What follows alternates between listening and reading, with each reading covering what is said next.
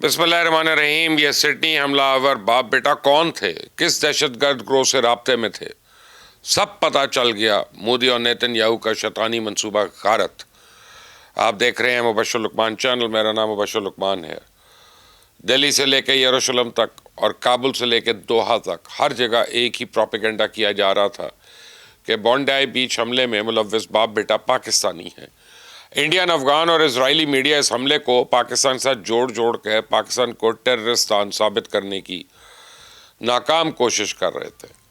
میں تو حیران ہوں کہ قطر کا معروف میڈیا جو ہے وہ الجزیرہ بھی بلا سوچے سمجھے اس منظم پروپیگنڈا کا حصہ بنا رہا. لیکن وہ کہتے ہیں نا کہ چاند پر تھوکا منہ پر آ کے گرتا ہے, اور اس قصے میں بھی کچھ ایسا ہی ہوا. حملہ آور بیٹا انڈین اور باپ دونوں انڈین ناز نکلے. میں نے آپ کو کل بھی بتایا تھا کہ نوید اکرم آسٹریلیا میں پیدا ہوا, وہیں پلا بڑھا, اور اس بات کی تصدیق کل اس وقت ہوئی جب ایک آسٹریلین ٹیلی ویژن چینل نے نوید اکرم کے ایک دوست سے گفتگو کی. کل سب سے پہلے نوید اکرم کے ایک دوست نے یہ انکشاف کیا کہ نوید کا باپ انڈین جبکہ ماں اٹالین ہے. سنیں ذرا. Background's Indian and Italian. Like, I think he's, yeah, so. His mum's Italian, right? Yeah, his mum's Italian, yeah. Dad's Indian, yeah. نوید اکرم کے دوست کا بیان سامنے آتے ہی انڈین میڈیا کو تو جیسے سانپ سونگھ گیا. گودی میڈیا نے اس بات کا پتہ چلانے کے لیے سرے سے کوئی کوشش ہی نہیں کی کہ نوید اکرم کا باپ کہاں کا رہنے والا ہے اور آسٹریلیا کب اور کیسے پہنچا. آسٹریلین وزیر داخلہ ٹونی برگ کے مطابق ساجد اکرم 1998 میں اسٹوڈنٹ ویزا پر آسٹریلیا آیا تھا. 2001 میں جب وہ رینا نامی اٹالین آسٹریلین خاتون کا پارٹنر بنا تو اس کا اسٹوڈنٹ ویزا منسوخ کر کے اسے پارٹنر ویزا جاری کر دیا گیا. تب سے وہ ریزیڈنٹ ریٹرن ویزا پر ہے, اور آسٹریلوی وزیر داخلہ کے مطابق ساجد اکرم کا بیٹا نوید 2001 میں پیدا ہوا اور وہ آسٹریلین شہری ہے. سنیں ذرا. The son is an Australian-born citizen. The father arrived in 1998 on a student visa, transferred in 2001 to a partner visa, and after each trip overseas since then. ہونا تو یہ چاہیے تھا کہ آسٹریلوی وزیر خارجہ کا بیان آتے ہی آسٹریلیا کے وزیر داخلہ کا بیان آتے ہی انڈین میڈیا پورے بھارت میں ساجد اکرم کے خاندان کو تلاش شروع کر دیتا.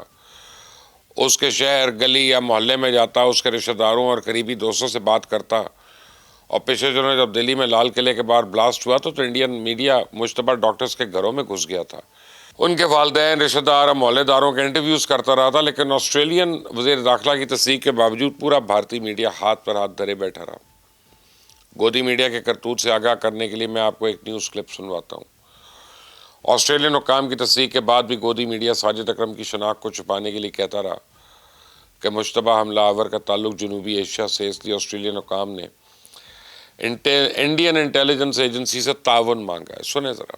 Further, Australian agencies are looking to South Asia. Their roots have been traced to the subcontinent. Indian agencies were given to understand have also been approached for cooperation and coordination on. میں آپ کو بتاؤں کہ جس وقت گودی media نے عوام کو یہ جھوٹی خبر سنائی اس وقت پوری دنیا یہ جان چکی تھی کہ حملہ آور باپ بیٹا جو تھے وہ انڈینز تھے. اور شام ہوتے ہی انڈین میڈیا نے بونڈائی بیچ حملے کو نظر انداز کرنا شروع کر دیا. ارنب گوسوامی جیسے بھونپو جو پچھلے 24 گھنٹوں سے چیخم دھاڑ کر رہے تھے وہ یوں پوز کرنے لگے جیسے کچھ ہوا ہی نہیں.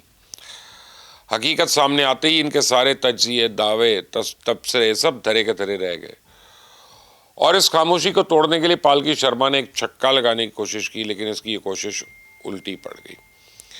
ہوا یوں کہ معروف انڈین اینکر پالکی شرما نے انڈین مسلم لیڈر اسد الدین اویسی سے رابطہ کیا اور سڈنی حملے کے بارے میں ان کے خیالات جاننے کی کوشش کی. پالکی شرما کا اصل مقصد تو اس حملے کو اسلامی شدت پسندی کے ساتھ جوڑنا تھا. اس کی سازش اس وقت ناکام ہو گئی جب اویسی نے تسلیم کر لیا کہ وہ حملہ آور ساجد اکرم کو اچھی طرح جانتے ہیں. اویسی نے برملا اعتراف کیا کہ ساجد ایک اچھا آدمی تھا لیکن اس کا بیٹا کچھ متشدد لگتا تھا. سنیں ذرا. نوید اکرم اور اس کے والد ساجد اکرم اتر پردیش کے رہائشی تھے. میری بڑی قریبی جان پہچان تھی. ساجد ایک شریف آدمی تھا لیکن بیٹا ذہنی مریض تھا. اسد الدین اویسی نے حملہ آوروں کی شناخت کا معمہ حل تو کر دیا لیکن آپ کو پورے انڈین میڈیا میں اس کا کوئی تذکرہ نہیں ملے گا. انڈین سوشل میڈیا جو کل سے نوید اکرم کو لاہور کا رہائشی ثابت کرنے کے لیے ایڑی چوٹی کا زور لگا رہا تھا, اس نے بھی چپ کا روزہ رکھ لیا. اور سڈنی حملے کی خبر آتے ہی یعنی میں نے ذاتی طور پہ کئی اہم سرکاری حکام سے رابطہ کیا تو ان میں سے کسی ایک نے بھی یہ تصدیق نہیں کی کہ دونوں باپ بیٹا پاکستانی ہیں۔ ان سب کا جواب ایک ہی تھا کہ پاکستانی ریکارڈ کے مطابق ساجد اکرم اور نوید اکرم ان کے پاکستانی شہری ہونے کی تصدیق ہی نہیں ہو رہی ہے۔ تو آپ دیکھیں اگر یہ افراد پاکستانی ہوتے تو پاکستان میں ان کے خاندان کے افراد اب تک منظر عام پہ نہ آ چکے ہوتے۔ تو انڈین سوشل میڈیا نے نوید اکرم نامی جس پاکستانی نوجوان کی تصویریں استعمال کی وہ تو خود سوشل میڈیا پہ آ گیا اور اس نے ویڈیو پیغام کے ذریعے وضاحت کر دی کہ اس کا اس وحشیانہ حملے سے کوئی تعلق نہیں ہے۔ اور یہی نہیں، آسٹریلیا میں پاکستانی سفارت خانے نے بھی بر وقت اس بات کا اعلان کر دیا تھا کہ حملہ آور اور باپ بیٹا پاکستانی نہیں ہے۔ اس کے باوجود اسرائیلی، بھارتی اور Afghani media, social media accounts Pakistan کے خلاف بھونکتے رہے، زہر اگلتے رہے۔ سب سے پہلے اسرائیلی اخبار یروشلم پوسٹ نے حملہ آوروں کو پاکستانی قرار دیا تھا اور اس وقت بھارت کا گودی میڈیا اور را کے sponsored social media accounts Pakistan کو ٹیررستان قرار دینے لگے۔ کچھ ہی دیر میں افغان میڈیا اور سوشل میڈیا بھی اس سازش میں شریک ہو گیا۔ تو ہندوستان نے پہلگام واقعے کے بعد بھی کچھ اس قسم کے منظم ڈس انفارمیشن مہم لانچ کی تھی اور بلا سوچے سمجھے اور ثبوت کا انتظار کیے بغیر پاکستان پہ الزام عائد کر دیا تھا۔ میں تو حیران ہوں کہ پی ٹی آئی سے وابستہ کئی اہم نام اس انڈین اسرائیلی ڈس انفارمیشن کا شکار ہو گئے اور حصہ بنے رہے۔ آپ اپنی اسکرین پہ دیکھیں، موہت پیرزادہ کا یہ ٹویٹ دیکھیں، آپ دیکھیں کہ ایک جعل ساز بھی اس حملے کو پاکستان سے جوڑنے کی کوشش کرتے ہوئے رنگے ہاتھوں پکڑا گیا۔ جھوٹ کے پاؤں نہیں ہوتے اور سچ ایک دن آشکار ہو کر رہتا ہے۔ مودی اور نیتن یاہو کا یہ شیطانی پلان بھی غارت ہو گیا۔ آپ لکھ لیں میری بات، جو سڈنی حملے کی تحقیقات آگے بڑھے گی، انسانیت کے دشمن ان دونوں شیطانوں کا کردار ان کے لیے واضح ہوتا چلا جائے گا۔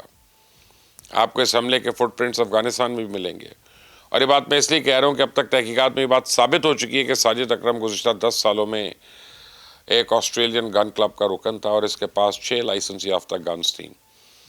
آپ اس باپ بیٹے کی نہتے انسانوں پہ گولیاں چلانے کی ویڈیوز دیکھیں تو شوٹنگ میں ان کی مہارت کا صاف پتہ چلتا ہے۔ آسٹریلیا کے تفتیشی حکام نے ان کے گھر سے عالمی شدت پسند تنظیم داعش کے جھنڈے اور لٹریچر برآمد کیا۔ آسٹریلوی وزیر داخلہ ٹونی برک نے اس بات کی تصدیق بھی کی ہے کہ حملہ آور نوید اکرم 2019 میں آسٹریلین سیکیورٹی انٹیلیجنس ایجنسیز کی نظر میں آیا تھا، تب سے اس کی نگرانی ہو رہی تھی۔ بہرحال پوری دنیا کو پتہ ہے اس کرۂ ارض پر داعش سمیت ہر دہشت گرد گروہ کے پاس صرف ایک ہی ٹھکانہ باقی بچا ہے اور اس ٹھکانے کا نام ہے افغانستان۔ دنیا جانتی ہے کہ افغانستان میں موجود تمام شدت پسند گروہ بھارت کے زیر اثر ہیں اور یہ بھارت ہی ہے جو انہیں اسلحہ، تربیت اور فنڈز فراہم کرتا ہے۔ مجھے یقین ہے کہ ایک نہ ایک دن بھارت کی ان سازشوں کا پردہ چاک ہوگا اور دنیا بھارت کا اصل مکروہ چہرہ اچھی طرح پہچان لے گی۔ اللہ تعالیٰ ہر پاکستانی کو اپنی امان میں رکھے۔ انٹل دی نیکسٹ ٹائم، اللہ حافظ۔